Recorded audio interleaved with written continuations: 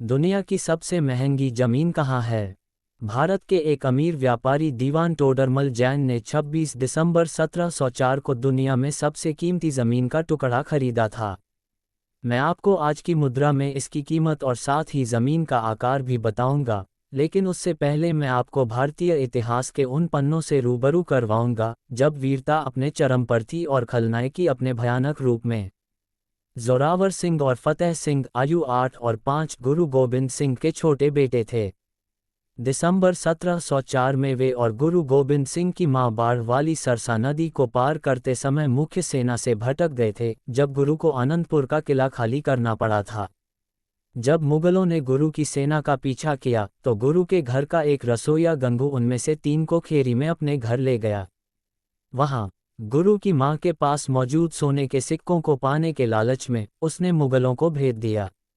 उन्हें गिरफ्तार कर लिया गया और अगले दिन दोनों युवा नायकों को सरहिंद प्रांतीय अदालत में पेश किया गया। उन्हें गुरु गोबिंद सिंह के पुत्र होने के कारण काजी द्वारा मौत की सजा सुनाई गई, जिन्हें उन्होंने मुगल साम्राज्य के खिलाफ विद्रोही घोषित किया था। उन्हें अपने धर्म को त्यागने और इस्लाम स्वीकार करने की शर्त पर अपनी जान देने की पेशकश की गई थी। उन्हें इस मामले पर सोचने के लिए एक रात दी गई थी।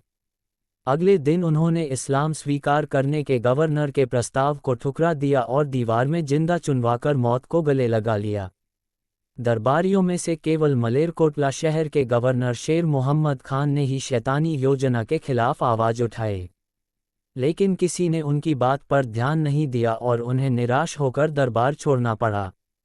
अगले दिन आदेश का पालन किया गया। 2 जल्लाद भाइयों साशाल बेग और बशाल बेग ने उन्हें जिंदा ईंटों से ठोककर फांसी दे दी। उनकी दादी, जो उनके साथ पकड़ी गई थी, को जब फांसी की खबर दी गई तो उनकी मृत्यु हो गई। दीवान टोडरमल जैन, जो एक समृद्ध और सफल व्यवसायी थे, जिनके कई उच्च पदस्थ मुगलों से अच्छे संबंध थे, को जब इस नृशंस कृत्य का पता चला तथा ये भी पता चला कि कोई भी शवों को लेने और उनका अंतिम संस्कार करने को तैयार नहीं है, तो उन्होंने कार्रवाई करने का निर्णय लिया। उन्होंने राज्यपाल वजीर खान से व्यक्तिगत रूप से मुलाकात की और शवों को अपने अधिकार में लेने तथा रीति रिवाजों के अनुसार उनका अंतिम संस्कार करने की इच्छा व्यक्त की। वजीर खान ने उन्हें ताना मारते हुए कहा कि वे दाह संस्कार के लिए आवश्यक भूमि खरीद सकते हैं तथा उसे खड़ी सोने की मुद्राओं से ढक सकते हैं। टोडरमल ने प्रस्ताव स्वीकार कर लिया और अपने पूरे जीवन की कमाई दान कर दी ताकि गुरु गोबिंद सिंह की मां और बेटों का उचित अंतिम संस्कार हो सके। एक मुगल सिक्का, व्यास 2.1 सेमी, वजन लगभग 11 ग्राम, मोटाई 0.2 सेमी। यहाँ तक कि अगर हम 6x6 1.8 मीटर बाय 1.8 मीटर जितना छोटा जमीन का टुकड़ा लें, जो एक वयस्क और 2 युवा आत्माओं के अंतिम संस्कार के लिए मुश्किल से पर्याप्त है, तो इसके लिए 77,400 सिक्कों की आवश्यकता होगी, जिसका वजन लगभग 852 किलोग्राम सोना होगा। आज के अनुसार 1 किलोग्राम सोने की कीमत 52,658.10 अमेरिकी डॉलर है, जो आज के पैसे में लगभग 4,48,64,701 अमेरिकी डॉलर 331.3 करोड़ भारतीय रुपये है। आज गुरुद्वारा ज्योति स्वरूप फतेहगढ़ साहिब पहले सरहिंद में स्थित है, जहां उनका अंतिम संस्कार किया गया था। अपनी छोटी सांसारिक उम्र से परे परिपक्वता दिखाने के लिए उन्हें प्यार से बाबा जोरावर सिंह और बाबा फतेह सिंह कहा जाता था। पंजाबी हिंदी भाषा में सम्मानजनक बाबा का उपयोग बुद्धिमान बूढ़े व्यक्ति दादा के लिए किया जाता है।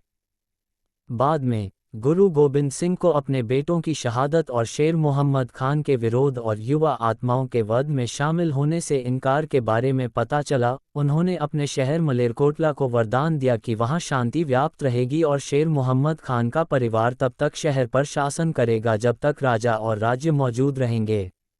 शेर खान का परिवार 1947 तक मलेरकोटला पर शासन करता रहा, जब सभी राज्यों को भारत संघ में मिला दिया गया। मलेरकोटला हमेशा शांति का द्वीप बना रहा, यहाँ तक कि 1947 के अशांत दिनों के दौरान भी, जब ब्रिटिश भारतीय राष्ट्र का भारत और पाकिस्तान में विभाजन हुआ और पंजाब के बाकी हिस्सों में दंगों में 10 लाख लोग मारे गए, मलेरकोटला में एक भी हताहत नहीं हुआ। टोडरमल को वजीर खान का गुस्सा झेलना पड़ा और उन्हें अपना आलीशान घर छोड़कर आज के लुधियाना शहर के पास जाना पड़ा। 6 साल बाद बंदा सिंह बहादुर के नेतृत्व में सिखों ने सरहिंद पर हमला किया और वजीर खान और उसके दरबारी सुच्चा नंद को उनके अमानवीय कृत्य के लिए मार डाला। शहर पूरी तरह से तबाह हो गया, इतना कि टोडरमल की एक जहाज हवेली को छोड़कर एक भी इमारत बच नहीं पाई।